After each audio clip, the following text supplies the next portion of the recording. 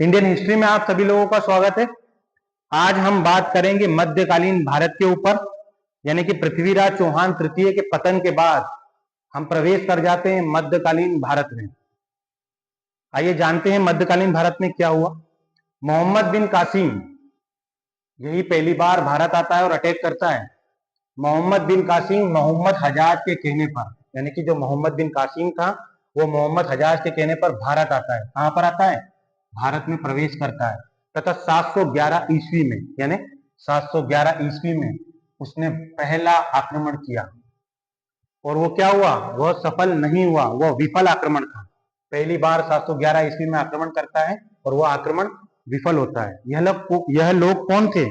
यह लोग अरबी थे, यानी अरबी मतलब अरब देश से आए थे।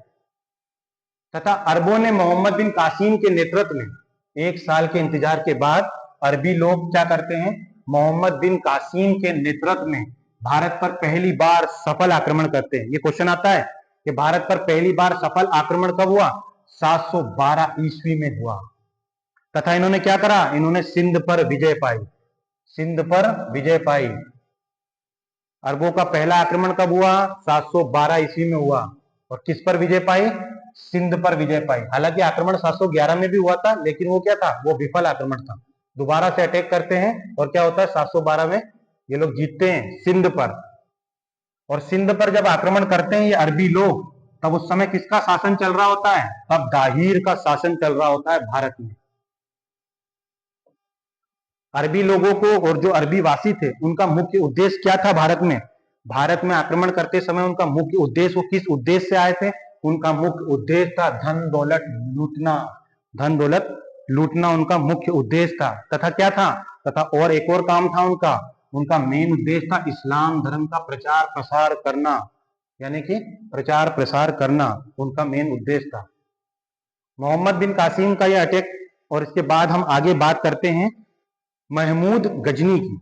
ये गजनी कौन था? यह गजनी कौन था? ये लोग तुर्की लोग थे। और ये लोग कौन थे? मोहम्मद बिन कासिम ये लोग कौन थे? ये अरबी लोग थे और ये तुर्की लोग हैं।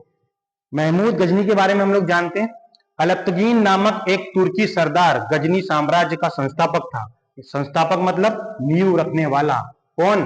अलप्तगीन। अलप्तगीन नामक एक तुर्की सरदार गजनी साम्राज्य का संस्थापक था। इसके बाद क्या होता है? इसके बाद महमूद गजनी 27 वर्ष, यानी 27 वर्ष की उम्र में राजगद्दी पर बैठते हैं। कब? 1997 997 ईस्वी में। ये क्वेश्चन आता है। राजगद्दी पर बैठता है। तथा महमूद गजनी ने क्या करा है? महमूद गजनी ने भारत पर 17 बार आक्रमण किया है। 17 बार आक्रमण करता है। कौन? ये महमूद गजनी। गजनी ने पहला आक्रमण कब किया? ये क्वेश्चन आता है। पहला आक्रमण करता है 1001 ईस्वी, यानी 1001 ईस्वी में आक्रमण करता है। कौन? महमूद गजनी। यह आक्रमण किसके खिलाफ था? यह आक्रमण शाही राजा जयपाल के विरुद्ध था। यह आक्रमण शाही राजा जयपाल के विरुद्ध में था। भारत पर आक्रमण करते थे ये लोग। क्यों? उस समय भारत सोने की चिड़िया कहा जाता था। महमूद गजनी ने और क्या किया? महमूद गजनी ने सबसे चर्चित 16वां आक्रमण किया है। यानी टोटल 17 बार आक्रमण किए और इसका 16वां आक्रमण होता है किसके ऊपर? 16वां आक्रमण होता है इसका सोमनाथ मंदिर के ऊपर। सोमनाथ मंदिर, सौराष्ट्र गुजरात। ये सौराष्ट्र गुजरात समझ रहे हो आप? ये सोमनाथ मंदिर वही है, पहला शिवलिंग भगवान शिव का। ये सोमनाथ टेम्पल जो 12 ज्योतिर्लिंगों में से फेमस है। 16वां अटैक कब करता है? ये 16वां अटैक करता है 1025, यानी 1025 ईस्वी में किया है। तथा मंदिर से इसने क्या करा है? मंदिर से इसने 20 लाख की दिनार चोरी करी है। 20 लाख की दिनार लूटी है। किसने? महमूद गजनी ने। 20 लाख की दिनार की संपत्ति की लूट करने के बाद महमूद गजनी क्या करता है? अपने वापस तुर्किस्तान लौटता है। लौटते समय बीच में क्या होता है?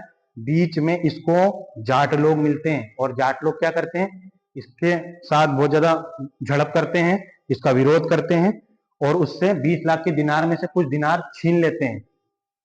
2 साल के इंतजार के बाद महमूद गजनवी एक प्लान बनाता है।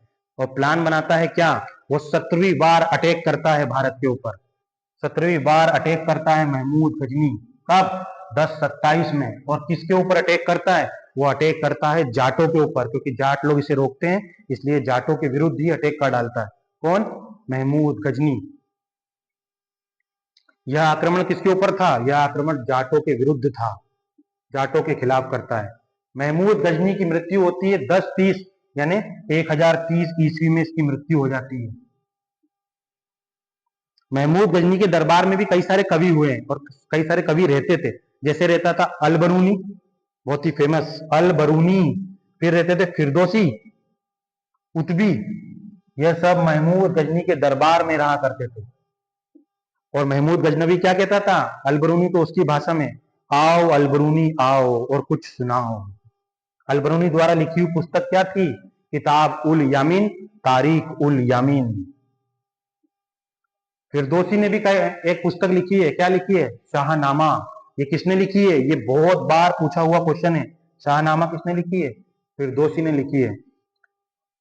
हमारी मध्यकालीन भारत की इस क्लास में हमने जाना मोहम्मद बिन कासिम को, महमूद गजनवी को। आगे हम बात करेंगे किसकी? मोहम्मद गौरी की। ये वही गौरी है जिसने पृथ्वीराज चौहान तृतीय को हराया था। तब तक आप लोग मुझे यूं ही देखते रहिए और मुस्कुराते रहिए, और हाँ, अपना ध्यान जरूर रखिए। धन्यवाद।